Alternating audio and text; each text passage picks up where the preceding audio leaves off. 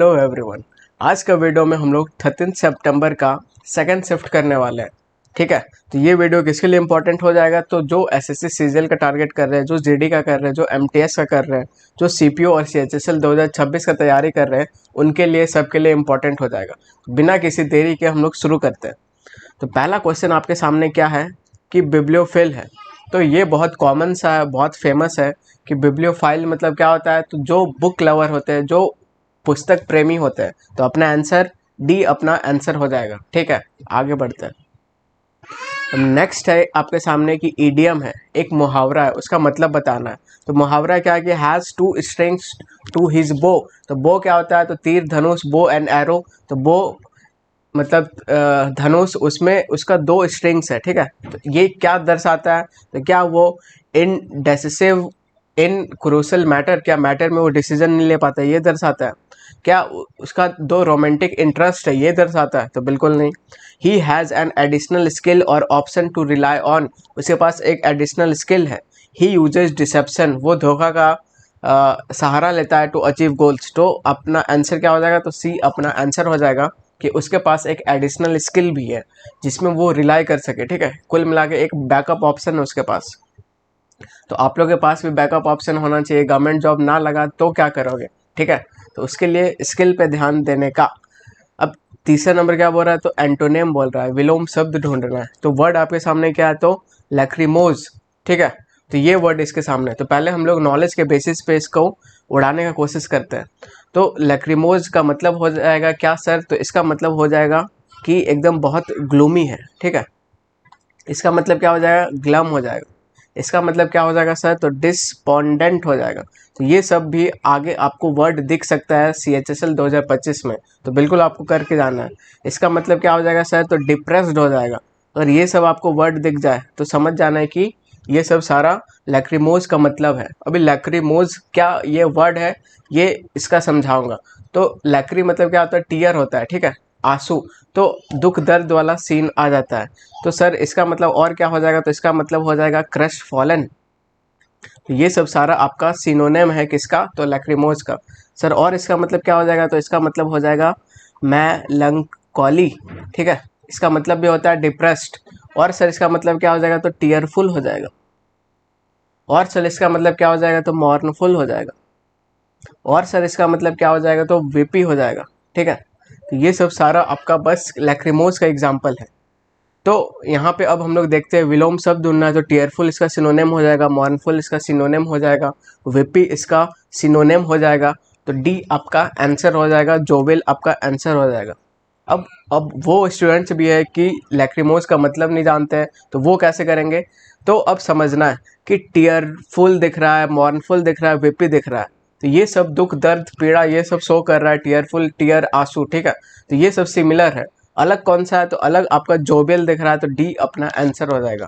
क्योंकि अगर आप टीयरफुल मार्क करोगे तो मॉर्नफुल भी उसका सिनोनिम है, विपी भी उसका सिनोनिम है, तो आपको तीनों एक साथ मार्क करना पड़ेगा, और तीनों एक साथ हो नहीं सकता। डी आपका आंसर हो जाएगा। जोबियल मतलब जो हंसी खुशी वाला इंसान हो। ठीक है, आगे बढ़ते हैं। तो अब लैक्रिमोज, ये बहुत स्पेशल वर्ड इस बार पूछा है, तो समझते हैं। तो लैक्रिमोज, तो ये लैटिन वर्ड है जो लैकिमा वर्ड से बना है, जिसका मतलब होता है टीयर, आंसू। ठीक है, तो सैड, टीयरफुल, क्राई, जो मतलब बहुत इजीली रोने लगता है, तो उसको हम लोग क्या बोलेंगे, लैक्रिमोज बोलेंगे। आगे बढ़ते हैं। तो ये सब आपको जो मैं सिनोनिम दे रहा हूँ, ये सब आपको नोट करना है। तो नेक्स्ट आपका CHSL में आपको बहुत ज़्यादा काम आने वाला है। तो identify the miss spelled word, तो ये पूरा नॉलेज के बेसिस पे आपको करना पड़ेगा। तो इक्वेशंस क्या होता है, तो बुर्जुआ क्या होता है, तो कॉन्शियसनेस क्या होता है, तो एपिटमी क्या होता है। तो ये तो बिल्कुल सही है। ठीक है, तो ये करेक्ट मतलब इस मिस अपना जो स्पेलिंग गलती है उसको ढूंढना है। तो कॉन्शियस, तो ये PYQ में आ चुका है। ठीक है, आ चुका है। तो कुल मिला के इसमें क्या स्पेलिंग एरर है, तो यहाँ पे CIOS दे दिया है, जो कि होगा TIOUS ऐसे होगा। ठीक है, तो ये इसका मतलब हो जाएगा। बाकी ये जो बुर्जुआ है, इसको बुर्जुआजी नहीं पढ़ा जाता है, इसको पढ़ेंगे बुर्जुआ। ठीक है, पढ़ के देखो, बहुत मजा आएगा, बुर्जुआ। ठीक है, तो भी सही है और ऊपर वाला भी सही है। तो आंसर आपका सी आपका आंसर हो जाएगा। अब ये सब का हम लोग मतलब समझ जाएंगे, ताकि CHSL 2025 में जो भी होने वाला है उसमें आपका काम आ सके। तो बिल्कुल इसका हम लोग मतलब समझते हैं। हैं तो कॉन्शियसेंस का मतलब क्या होता है, तो ये आपका करेक्ट स्पेलिंग है, ठीक है। तो पहले एक्विजिशंस, इसका मतलब जानते हैं। तो ये एक नाउन होता है जिसका मतलब होता है एक्सेप्टेंस विदाउट प्रोटेस्ट, बिना प्रोटेस्ट किए आप उसको एक्सेप्ट कर ले रहे हो। दूसरा तो बुर्जुआ क्या होता है, तो मिडिल क्लास होता है, ठीक है।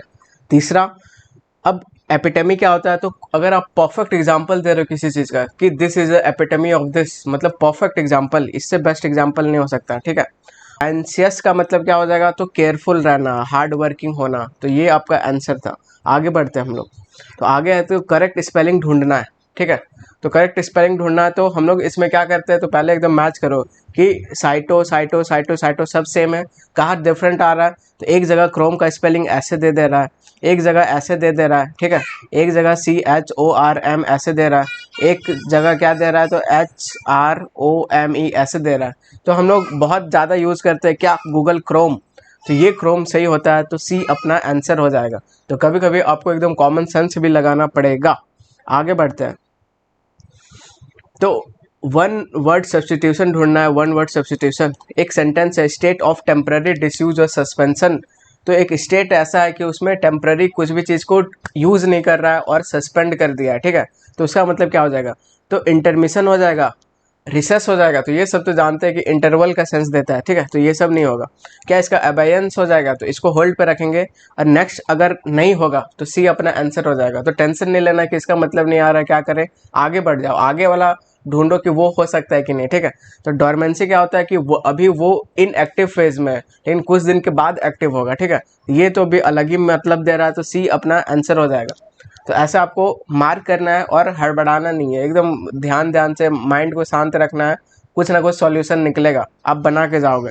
तो अबेयंस आपका आंसर हो जाएगा। तो इसका मतलब यही हो जाएगा कि कुछ भी चीज़ टेम्पररी सस्पेंड किया गया है, ठीक है। तो अबेयंस का क्या हो जाएगा, मतलब तो लॉज है, राइट्स है, डिसीजन है, वो अभी टेम्पररी इनएक्टिव है, सस्पेंड है और यूज में नहीं है। आगे बढ़ते हैं। 7th नंबर क्या है, तो the analyst found the correlation to be dash marginal to the influence policy, ठीक है। अब नीचे आते हैं तो टू आएगा, वेरी आएगा, सो आएगा और एज आएगा। तो इसका आंसर क्या हो जाएगा, इसका आंसर ए, आपका आंसर 2 हो जाएगा। अब ये 2 क्या होता है, तो सर ये होता है एडवर्ब, ठीक है। और ये चीज़ क्या दर्शाता है, तो मोर देन रिक्वायर्ड, आवश्यकता से अधिक चीज़ को दर्शाता है। दूसरा बात सर, 2 के बाद हमेशा हम लोग नेगेटिव वर्ड लिखते हैं, ठीक है, नेगेटिव वर्ड लिखते हैं। अब आप ऐसे नहीं बोल सकते हो कि टू हैप्पी, ये गलत हो जाएगा, क्योंकि हैप्पी एक पॉजिटिव वर्ड है कि भाई तुम बहुत ज़्यादा खुश है, थोड़ा कम खुश हो, ऐसे हम लोग नहीं बोल सकते। तो आप टू वीक बोल सकते हो कि भाई बहुत ज़्यादा कमज़ोर हो, थोड़ा स्ट्रांग हो, ये आप बोल सकते हो। तो हम लोग सीख जाएंगे कि टू के बाद आपको नेगेटिव वर्ड हमेशा लिखना होता है, पॉजिटिव वर्ड गलत होता है। तो यहाँ पे मार्जिनल जो है आपका क्या है, तो नेगेटिव वर्ड है। तो इसके लिए 2 आपका मोस्ट अप्रोप्रिएट आंसर है, ये एडवर्ब है। 8 नंबर जानते हैं। तो हर argument was compelling dash, it was based on the outdated data, ठीक है। तो उसका आर्ग्यूमेंट है कंपेलिंग है और डैश है it was based on outdated data. तो एक आउटडेटेड डाटा है तब भी उसका एकदम आर्गुमेंट है, बहुत कंपेलिंग है, बहुत फोर्सफुल है, ठीक है। तो यहाँ पे कुछ ऐसा वर्ड आना चाहिए जो कंपेलिंग को मतलब ये कर रहा है, उसका कॉन्ट्रास्टिंग सेंस दे रहा है। तो हर argument was compelling, otherwise it was based on outdated data, गलत, ठीक है। His argument was compelling, conversely it was based on outdated data, गलत। तो his argument was compelling dash, it was based on outdated data. तो nevertheless it was based on outdated data, तो ये आपका सही हो जाएगा। तो नेवरदलेस का मतलब क्या हो जाएगा सर, तो इसका मतलब होता है डिस्पाइट, इसका मतलब होता है इन स्पाइट ऑफ, ठीक है। और इसका हिंदी मतलब क्या हो जाता है, तो के बावजूद। तो उसका आर्गुमेंट कंपेलिंग था, उसके बावजूद क्या, तो आउटडेटेड डाटा था तब भी उसका आर्गुमेंट कंपेलिंग था, ठीक है। ये मतलब देना चाह रहा है, तो सी आपका आंसर हो जाएगा। तो नेवरदलेस का मतलब क्या होता है, तो इंस्पाइट ऑफ और हावेवर का सेंस आता है, ठीक है। तो जो उसका आर्गुमेंट था बहुत स्ट्रांग था, डिस्पाइट भले वो आउटडेटेड था लेकिन बहुत स्ट्रांग था, ऐसे बोलना चाह रहा है। 9th नंबर क्या बोल रहा है, तो had it been for her timely intervention the discussion might well dash into the acrimonious stalemate, ठीक है। तो acrimonious क्या होता है सर, तो इसका मतलब होता है बिटर, इसका मतलब होता है हार्श। और स्टेलमेंट क्या होता है, तो ऐसा पोजीशन कि वहाँ से और मतलब ग्रोथ ना हो सके, ठीक है। तो यहाँ पे आपको क्या चाहिए, इस सब से सेंस पड़ा कि यहाँ पे नेगेटिव वर्ड चाहिए। तो इवॉल्व करना मतलब तो कुछ भी चीज़ इवॉल्व करना वो नहीं होगा, इमर्ज करना मतलब भी इवॉल्व करना गलत, ठीक है। एब्जॉर्ब्ड, तो एब्जॉर्ब्ड ऐसा कुछ अप्रोप्रिएट लग नहीं रहा, तो बी आपका आंसर हो जाएगा, डिवॉल्व्ड, ठीक है। आगे बढ़ते हैं। 10th नंबर क्या बोल रहा है, तो बिल्कुल आ गया आपका एरर। तो इसमें ट्रिक क्या है कि सर पहले टेंस चेक करेंगे, अगर सब टेंस एकदम प्रेजेंट टेंस या पास्ट में है कुछ नहीं करेंगे। दूसरा सब्जेक्ट वर्ब कॉम्बिनेशन चेक करेंगे, अगर इससे भी बात नहीं मिलेगा तो तीसरा हथियार यूज करेंगे, क्या, कॉन्सेप्ट चेक करेंगे अपन। तो शुरू हो जाइए, जल्दी जल्दी टेंस चेक कीजिए। तो सारा आपको दिख रहा है कि सारा आपका वाज एट्रीब्यूटेड, सारा पास्ट में जा रहा है, ठीक है। टेंस बिल्कुल सही है। अब सब्जेक्ट वर्ब कॉम्बिनेशन चेक करेंगे। The regulator's decision to postpone the implementation, ठीक है। तो ये implementation was attributed partly to industry pressure and partly due to legal ambiguity. तो सारा नज़र आ रहा है कि regulator decision postpone the implementation, तो ये सिंगुलर है, तो वाज भी आया है, तो ये भी सही है।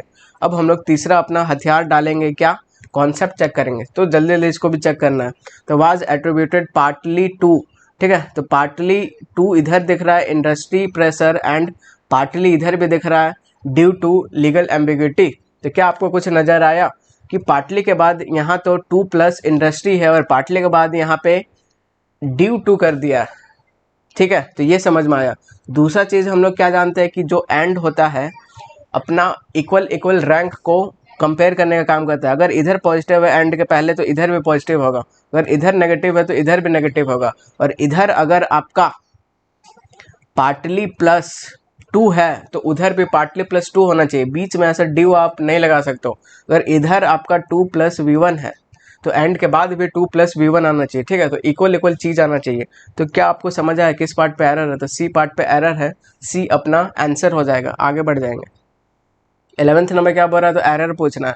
तो पहले टेंस चेक करेंगे, दूसरा सब्जेक्ट वर्ब कॉम्बिनेशन, तीसरा, तो तीसरा सर हम कॉन्सेप्ट चेक करेंगे। तो पहले टेंस चेक करो, तो that exist no records of the citizens if environmental violations are underline the systematic, ऐसा। तो टेंस बिल्कुल सही है, ठीक है। सब्जेक्ट वर्ब कॉम्बिनेशन चेक करो। दूसरा हथियार हम लोग यूज करने वाले थे, that there exist no records for citizens, ठीक है। तो ये पूरा क्या है, तो ये एक आपका क्लॉज है। कौन सा क्लॉज है, तो नाउन क्लॉज है, और इसको देखेंगे कि सिंगुलर है कि प्लूरल है। तो देयर एग्जिस्ट नो रिकॉर्ड्स, तो ये एक सिंगुलर सब्जेक्ट है और सिंगुलर आइडिया को दर्शा रहा है, तो ये सिंगुलर सब्जेक्ट हो जाएगा, ठीक है। तो अब इसका चेक करेंगे कि सिंगुलर वर्ब इसको चाहिए, तो सिंगुलर वर्ब है कि प्लूरल वर्ब है। तो अब हम लोग देख रहे हैं कि यहाँ के बाद इफ इन्वायरमेंटल अलग अपना शुरू हो जा रहा है, ठीक है। तो ये जो सब्जेक्ट है इसका वर्ब नहीं मिला है, तो इसका वर्ब नहीं मिला है तो हम लोग सेंटेंस का पीछे से चलना शुरू करेंगे। तो अकाउंटेबिलिटी वर्ब नहीं है, कॉन्स्टिट्यूशनल वर्ब नहीं है, ऑफ प्रेपो है उसके लिए सब आया है, इरोजन वर्ब नहीं है, सिस्मिक वर्ब नहीं है, और आर्टिकल नाउन के लिए आता है। तो वर्ब आपका क्या देखा, अंडरलाइन देखा।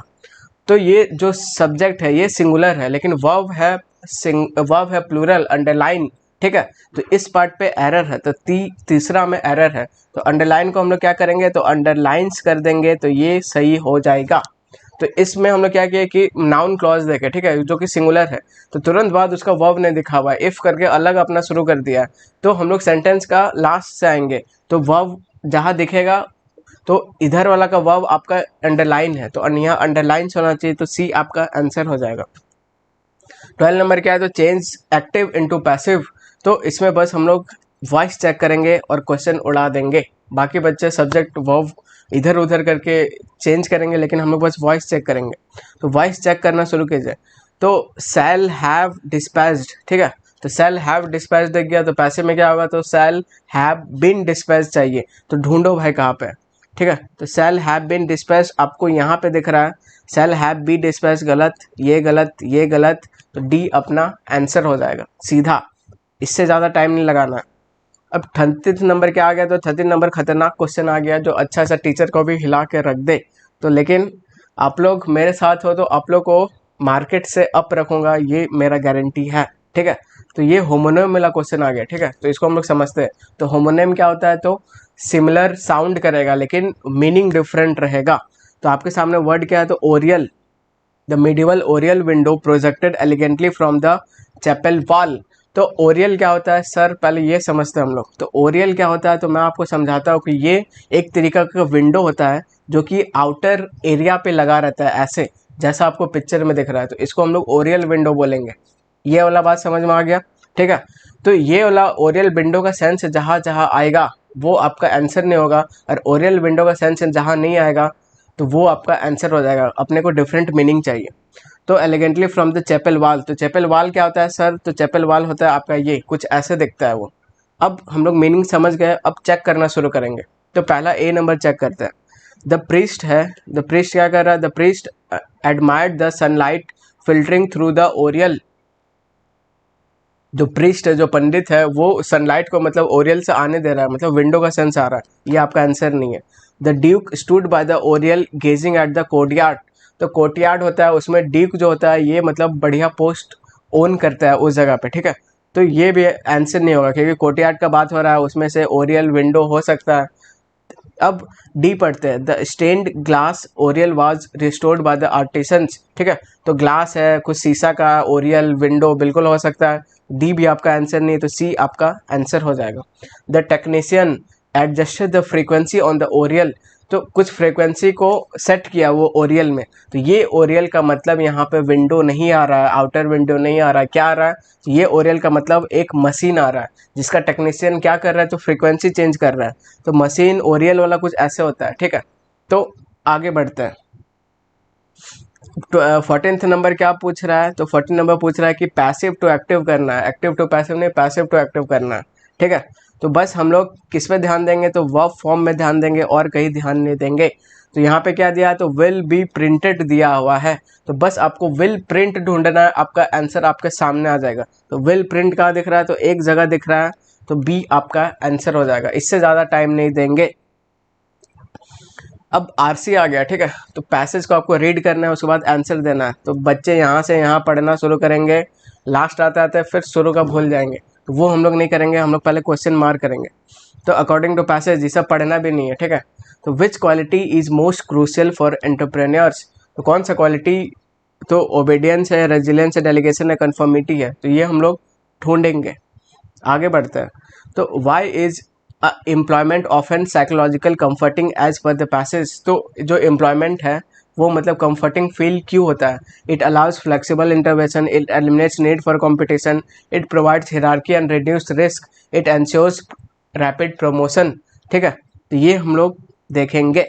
तो how does the passage describe societal views. तो सोसाइटी का व्यू पैसेज कैसे डिस्क्राइब कर रहा है, टुवार्ड्स किसके तरफ, तो एंटरप्रेन्योर की तरफ, ठीक है। तो ऑलवेज सपोर्टिव, तो ये ऑप्शन तो मैं देखते ही उड़ा दूंगा, क्यों, क्योंकि ऑलवेज एक एक्सट्रीम वर्ड है, ठीक है। तो ये ऑप्शन देखते ही उड़ जाएगा। अनएम्सली डिसमिसिव, ठीक है, ओवरवेलमिंगली नेगेटिव, और स्केप्टिकल अंटिल प्रूवन सक्सेस। तो इसको हम लोग चेक करेंगे आगे। What is the implied by the absence of assured income. तो ये वर्ड जहाँ दिखेगा मैं वहाँ धीरे हो जाऊंगा, समझने की कोशिश करूंगा कि एब्सेंस ऑफ अश्योर्ड इनकम क्या है इन द, ठीक है। तो एंटरप्रेन्योर्स ऑलवेज वर्क वॉलेंटली। तो ये ऑप्शन भी देखते ही मैं उड़ा दूंगा क्योंकि ऑलवेज एक एक्सट्रीम वर्ड दिख गया, ठीक है। तो एक्सट्रीम वर्ड कभी भी आंसर नहीं होता है कि हमेशा ही गलत है, हमेशा ही सही है। तो ऑलवेज एक एक्सट्रीम वर्ड है जो कि गलत है। नो फिक्स सैलरी और stable profits are guaranteed from the start, ठीक है। तो ये सब एक्सट्रीम दिख रहा है। Income is control by the government, तो ये हम लोग चेक करेंगे। What does dichotomy. तो डाइकोटॉमी में आपका डाई दिख रहा है, ठीक है। इसका मतलब क्या होता है, टू।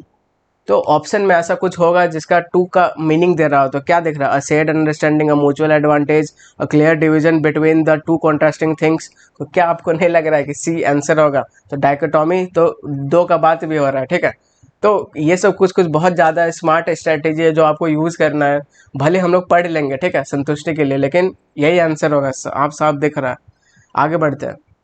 अब सारा पैसेज रीड करना शुरू करेंगे और जो जो हम लोग मार्क किए वो हम लोग चेक करेंगे, ठीक है। तो जहाँ जहाँ आंसर मिल जाएगा मैं आपके लिए हाईलाइट कर दूंगा। तो शुरू का दो लाइन बहुत धीरे पढ़ना है, इतना धीरे पढ़ना है कि आपको पैसेज समझ आ जाए, क्योंकि शुरू का दो लाइन समझ में आ गया मतलब पूरा पैसेज समझ में आ गया। तो इन कंटेम्प्रेरी डिस्कोर्स, तो कंटेम्प्रेरी डिस्कोर्स में क्या हो रहा है तो समझते हैं। तो इन कंटेम्प्रेरी डिस्कोर्स द डिबेट चल रहा है बिटवीन किसके किसके बीच में, तो एंटरप्रेन्योरशिप और कन्वेंशनल एम्प्लॉयमेंट, इसके बीच में डिबेट चल रहा है। हैज़ गेंड, वो गेंड कर दिया रिमार्केबल ट्रैक्शन, ठीक है। While traditional employment offers predictability, लेकिन जो ट्रेडिशनल एम्प्लॉयमेंट है उसका कंपैरिजन हो रहा है, वो बोल रहा है कि वो प्रिडिक्टेबिलिटी दर्शाता है, स्ट्रक्चर्ड ग्रोथ दर्शाता है, डिफाइंड करियर ट्रैजेक्टरी दर्शाता है। लेकिन जो एंटरप्रेन्योरशिप आज वाला है ये अपील क्या करता है, तो सीकिंग ऑटोनॉमी, इनोवेशन करता है, potential for exponential return. However आगे क्या बोल रहा है, तो both parts are fraught with distinct advantage, तो दोनों का ही अपना घाटा है, नुकसान है, ठीक है। इनहेरेंट अनसर्टेनिटीज, तो जो employment particularly within the establish organisation, जो एम्प्लॉयमेंट इस्टेब्लिश ऑर्गेनाइजेशन में है वो क्या करता है, तो provide financial stability, social recognition and institutional support, ठीक है, ये सब देता है। Employees are not burdened with existential risk such as capital loss or market unpredictability. Instead क्या, तो they operate frameworks of responsibility and hierarchy, तो responsibility और hierarchy का बात हो रहा है। Where कहाँ पे, तो risk is absorbed by higher managerial levels, ठीक है, तो risk उसका बात हो रहा है, hierarchy का बात हो रहा है, responsibility का बात हो रहा है। आगे पढ़ते हैं। For many this structure of psychological comfort had a clear road map of progress, ठीक है। कन्वर्सली उसके विपरीत में क्या, तो एंटरप्रेन्योरशिप डिमांड्स रेजिलियंस, तो ये क्या डिमांड्स करता है, तो रेजिलियंस, कि आपको एकदम टिके रहना है, ठीक है, तो ये डिमांड करता है। और क्या डिमांड करता है, तो रिसोर्सफुलनेस, कि आपको रिसोर्स में भी बहुत तगड़ा होना पड़ेगा। हाई टॉलरेंस एम्बिग्यूटी, कि अगर एम्बिग्यूटी आ गया, परेशानी आ गया, तो भी आपको टॉलरेंस रखना पड़ेगा। तो रेजिलियंस के बारे में बात हो रहा है, रिसोर्सफुलनेस, हाई टॉलरेंस के बारे में बात हो रहा है। तो इतना दूर हम लोग पढ़ लिए और बहुत चीज़ समझ में आ गया। तो इतना देर में हम लोग बहुत क्वेश्चन मार्क कर सकते हैं, लेकिन हम लोग पूरा पढ़ लेंगे, ठीक है। तो entrepreneurship must navigate volatile market, regulatory complexity, absence of assured income challenge often underestimated by the aspirant, ठीक है। येट तब भी for those the high risk appetite and creative acumen, entrepreneurship promise करता है यूनिक फॉर्म ऑफ फुलफिलमेंट, ये allow करता है क्या, individuals to disrupt existing paradigms, build ventures from the ground up and possibility shape industries, ठीक है। तो मैं हर लाइन मतलब समझाने नहीं बैठूंगा, वीडियो बहुत ज़्यादा लेंदी हो जाता है, तो हम लोग जल्दी जल्दी करेंगे, ठीक है। सोसाइटल परसेप्शंस फर्दर कॉम्प्लिकेट करता है डायकोटॉमी, ठीक है। डायकोटॉमी को अब क्या है तो बताएगा। In many cultures study employment has seen as a hallmark of success, while जो एंटरप्रेन्योर वाला बात है ऑफन परसीव्ड रेकलेस और अनस्टेबल माना जाता है, तो ये डायकोटॉमी है। ये जो परसेप्शन है हाउएवर इज ग्रेजुअली शिफ्ट कर रहा है, global startup ecosystem mature and innovation becomes synonymous with progress.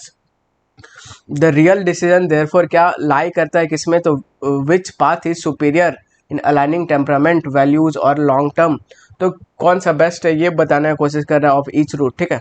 अब लास्ट का दो लाइन पढ़ते हैं। एंटरप्रेन्योरशिप में ऑफर लिबरेशन, ये आज़ादी को ये करता है, ऑफर करता है, not without sacrifice. Employment often provide security, employment जो है सिक्योरिटी प्रोवाइड करता है, but it come at the cost of creative constant, ठीक है। लास्ट लाइन क्या बोल रहा है, a reflective context aware approach not bind aspiration is essential for navigating professional road cross roads. तो अब हम लोग समझ चुके हैं कि एंटरप्रेन्योर के बारे में बात हो रहा है। अब धड़ाधड़ आंसर मार्क करेंगे, और ये जो मैं किया वो बस आपको 2 मिनट के अंदर सारा करना है, क्वेश्चन भी रीड करना है, पैसेज भी पढ़ना है। तो क्वालिटी क्या दर्शा रहा है, ओबीडियंस दर्शा रहा है, गलत। डेलीगेशन दर्शा रहा है, गलत। कन्फर्मिटी दर्शा रहा है, गलत। तो बी रेजिलियंस, कि रेजिलियंस होना बहुत ज़रूरी है, ठीक है। साइकोलॉजिकल कंफर्टिंग एज अ पर the passage, it allows flexible innovation, ये अलाउ करता है, eliminate the need of competition, तो ये सब का बात नहीं हो रहा है। It provides hierarchy and reduce risk, yes इसका बात हो रहा है। एम्प्लॉयमेंट जो है क्या करता है, तो प्रोवाइड हिरार्की और रिड्यूस रिस्क, सी अपना आंसर हो जाएगा। What is implied by the absence of assured income, तो एब्सेंस ऑफ अश्योर्ड इनकम क्या इम्प्लाई कर रहा है, नो फिक्स सैलरी, ठीक है। Profits are granted from start, कि शुरू से ही प्रॉफिट ग्रांट किया जाता है, बिल्कुल नहीं। Income is control by the government, तो इसका भी बात नहीं हो रहा है। तो नो फिक्स सैलरी और स्टेबल इनकम, ठीक है। तो एंटरप्रेन्योरशिप में फिक्स सैलरी नहीं है, या तो आपको पूरा बढ़ जाएगा या तो बहुत अचानक घट सकता है। तो डायकोटोमी का मतलब क्या, division between the two contrasting thing. आगे बढ़ते हैं। अब 20 नंबर क्या बोल रहा है, तो choose the most suitable option to replace the highlighted, तो he is looking forward to meet you soon, तो हम लोग जानते हैं कि लुकिंग फॉरवर्ड टू, ठीक है, तो ये एक फिक्स प्रपोजिशन है, फॉरवर्ड टू। फिक्स प्रेपोजिशन है, और फिक्स प्रेपोजिशन के बाद अगर आप वर्ब लिखोगे तो आपको V1 प्लस ing फॉर्म में लिखना पड़ेगा, और ये वर्ब नहीं होता है, क्या होता है, जेरंड होता है। तो V1 प्लस ing कहाँ दिख रहा है, तो लुकिंग फॉरवर्ड टू, अब ing वाला फॉर्म आएगा तो ए आपका आंसर हो जाएगा। ठीक है, आगे बढ़ते हैं। तो ये जो लुक फॉरवर्ड टू एक फिक्स प्रेपोजिशन होता है, उसके बाद आपको ing फॉर्म में लिखना पड़ता है। द जज डिक्लेयर्ड, तो जज सब्जेक्ट है, डिक्लेयर्ड वर्ब है, डिक्लेयर्ड क्या, द प्रिजनर। तो डिक्लेयर्ड कुछ ऐसा कुछ वर्ब है जो आगे सीधा ऑब्जेक्ट लेता है। ठीक है, तो यहाँ पे एज गिल्टी प्रेपोजिशन के साथ नहीं लिखेंगे और सीधा लिखेंगे द डिक्लेयर्ड प्रिजनर गिल्टी। ठीक है, तो डिक्लेयर ऐसा वर्ब है जो सीधा ऑब्जेक्ट लेगा, तो गिल्टी आपको सीधा लिखना पड़ेगा। तो कुछ वर्ब होते हैं, जैसे कौन कौन से वर्ब होते हैं, तो डिक्लेयर हो गया, इलेक्ट हो गया, अपॉइंट, नेम, कंसिडर, ये सब वर्ब होते हैं। तो ये सब के साथ आपको एज नहीं लिखना चाहिए। एग्जाम्पल जैसे दे इलेक्टेड हिम प्रेसिडेंट, ठीक है, ये सही है, दे इलेक्टेड हिम एज प्रेसिडेंट, तो ये गलत है। ठीक है, तो कुछ वर्ब है, इसके साथ आपको एज नहीं लिखना है, सुपरफ्लुअस हो जाता है, रिडंडेंट हो जाता है। तो 22 नंबर क्या बोल रहा है, तो डायरेक्ट स्पीच में दिया गया है, इसको इनडायरेक्ट फॉर्म में करना है। तो बस हम लोग डिटेल ज़्यादा मतलब सजा के नहीं करेंगे। तो यहाँ पे आई लाइक दिस पेन दिख रहा है, तो इनडायरेक्ट में क्या हो जाएगा, डैट हो जाएगा, बिल्कुल हो जाएगा। तो डैट ढूंढो कहाँ का है, तो यहाँ पे तो एक ऑप्शन कट जाएगा। ठीक है, दूसरा बात, आई लाइक दिस पेन, तो ये प्रेजेंट टेंस है। ठीक है, तो प्रेजेंट टेंस का इनडायरेक्ट क्या होता है, तो सिंपल पास्ट होता है। सिंपल पास्ट का है, लाइक्ड यहाँ पे है और कहीं दिख ही नहीं रहा, तो ए अपना आंसर हो जाएगा। बस स्मार्ट स्ट्रेटेजी यूज करेंगे, जल्दी करेंगे। 23 नंबर क्या बोल रहा है, तो इनडायरेक्ट में है, इसको क्या करना है, तो डायरेक्ट में करना है। तो जज सेड दैट क्या, तो justice must be served at any cost. तो कुछ वर्ड आपको अगर रिपोर्टेड वर्ब में दिख जाएगा। ठीक है, रिपोर्टेड वर्ब में जैसे मॉडल दिख गया, मस्ट हो गया, दिख गया आपको, ऑट टू दिख गया, हैड टू दिख गया, तो ये सब में टेंस चेंज नहीं होता है। तो ढूंढो मस्ट बी सर्व्ड कहाँ पे है, तो मस्ट बी सर्व्ड एक ही जगह दिख रहा है, तो बी अपना आंसर हो जाएगा। बस आगे कुछ और नहीं करेंगे। तो कुछ वर्ब होता है। ठीक है, तो ये सब मैं अपना कोर्स में पढ़ाता भी हूँ कि when had plus third form दिख गया, हैड टू दिख गया, वुड दिख गया, could, should, must, might, ought to, ये सब दिख गया, तो इसमें टेंस चेंज नहीं होता है। तो एज इट इज आपको इनडायरेक्ट में है तो डायरेक्ट में एज इट इज चाहिए, डायरेक्ट में है तो इनडायरेक्ट में एज इट इज चाहिए। ठीक है, एग्जांपल जैसे he said to me you must pass the examination, इसको जब इनडायरेक्ट करोगे तो he told me that I must pass the examination. तो कुछ वर्ब है जिसमें टेंस चेंज नहीं होता है, तो ये आपको ध्यान में रखना है। अब 24 नंबर क्या है, तो 24 नंबर है पैराजंबल, 25 नंबर भी पैराजंबल। तो सबसे खतरनाक स्मार्ट स्ट्रेटेजी के साथ इसको हम लोग पढ़ेंगे, मतलब उड़ाएंगे। ठीक है, पढ़ने पे हम लोग ज़्यादा विश्वास नहीं करते हैं, तो हम लोग शुरू करते हैं। The rapid spread of misinformation and disinformation. ठीक है, तो इसको मैं होल्ड पे रखूँगा क्योंकि एग्जैक्ट पता नहीं चल रहा है कि इंट्रोडक्टरी लाइन है कि नहीं है, तो इसको मैं होल्ड पे रखूँगा। ठीक है, तो इसका ट्रिक क्या है, तो पहले आपको इंट्रोडक्टरी लाइन ढूंढना है, दूसरा कंक्लूजन लाइन लिखना है, इससे भी काम नहीं बनेगा तो पेयर बनाना शुरू करेंगे। तो ये इंट्रोडक्टरी लाइन 1 हो सकता है, तो इसको मैं होल्ड पे रखूँगा।